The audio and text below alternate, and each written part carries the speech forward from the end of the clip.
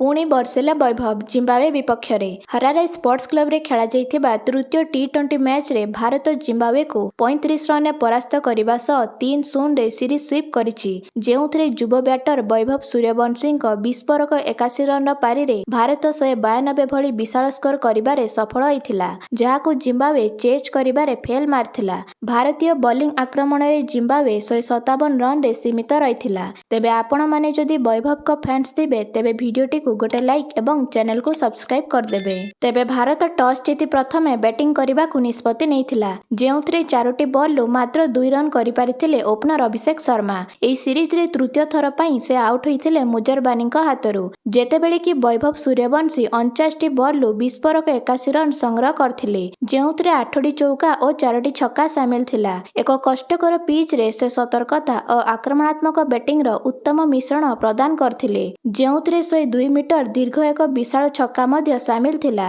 ईशान किशन का 75 रन गुरुत्वपूर्ण भागीदारी स्थापन करी से भारत को 20 ओवर 192 स्कोर पहुंचाइबारे सहायता करथिले। एणिकी शीर्ष क्रम रे बैटिंग करी ईशान किशन 26टी बॉल 29 रन जोड़िथिले से 4टी चौका मारथिले। तांकर एही योगदान दलर दृढ़ बैटिंग प्रदर्शन रे सहायक होइथिला। शेषरे से सिकंदर राजांक हाथरू बोल्ड होइथिले। तेबे दल पई एक दृढ़ भित्तिभूमि स्थापन हेबा परे मिडिल ऑर्डर बैटिंग करबाकू आसी अधिनायक श्रेयस अय्यर 18टी बॉल 2टी चौका सह 27 रन संग्रह करी द्रुत गति रे स्कोर वृद्धि करिबारे सहायक होइथिले। साथी रे वैभव को सह मिसी 50 रन पार्टनरशिप रे दलर स्कोर को 120 रन अतिक्रम करिबारे सहाय्य करथिले जेतेबेले कि रिंकू सिंह मध्य एवं शेष भागर ओभर गुड़िक मध्य रे सेतु स्थापन करिबा पई 14टी बॉल 25 रन रो द्रुत इनिंग्स खेलिथिले एवं शेष ओभर रे कैच आउट होइथिले। ए इनिंग्स रे तांकर 2टी चौका एवं गोटिए छक्का शामिल थिला। भारतर 192 टार्गेट को पिछा करी जिम्बावे 157 रन रे सीमित रहिथिला।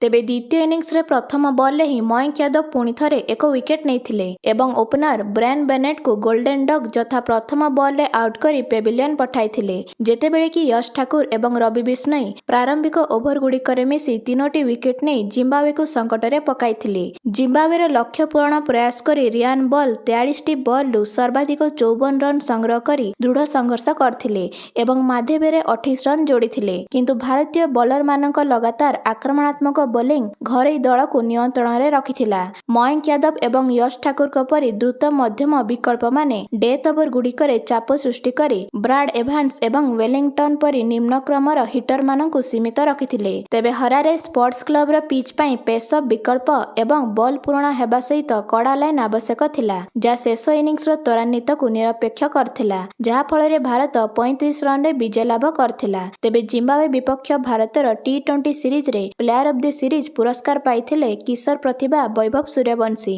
जे कि सर्वाधिक रन संग्रहकारी भाबे सीरीज शेष करथिले। तेबे आपण मानकु कोन लागुची भारत आगुकु मध्य एही परि भाबे समस्त सीरीज जितिबो निज निज मंतव्य कमेंट माध्यम रे जणांतु।